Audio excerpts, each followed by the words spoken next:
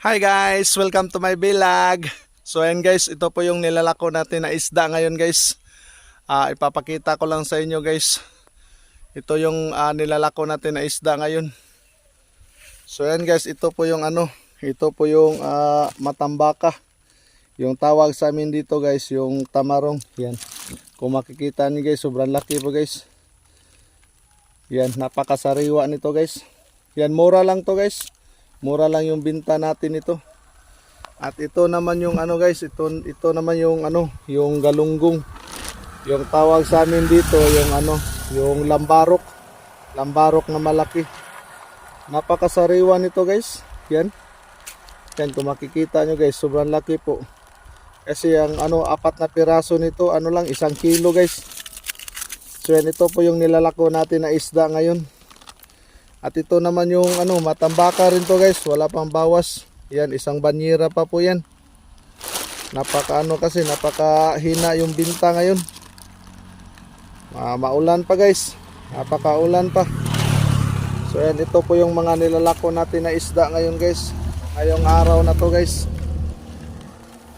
So yan, kung makikita nyo guys, napakasariwa guys oh. Yung tamarong natin dito, mga 8 piraso to guys, 1 kilo. Yung yung matambaka, yung tawag sa amin dito, yung tamarong.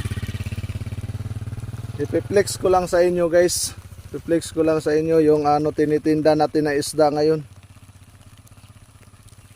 So yan, pagkatapos nito guys, aakyat tayo doon. Doon sa diyan, dito tayo dadaan. Yan, yung may nakikita na bata doon. Diyan tayo dadaan guys. Papunta tayo doon. Yan, ito po yung ipiplex ko lang sa inyo guys. Ito po yung nilalako na isda natin ngayon. So yan, dito muna tayo saglit guys kasi umuulan. Yan, kung makikita nyo guys, umuulan po. So silong muna tayo dito guys. Yan, ipapakita ko lang sa inyo guys. Yan, napakarami pa nating isda ngayon guys. Napakahina yung binta. Yan, napakasariwa yung tinda natin ngayon guys.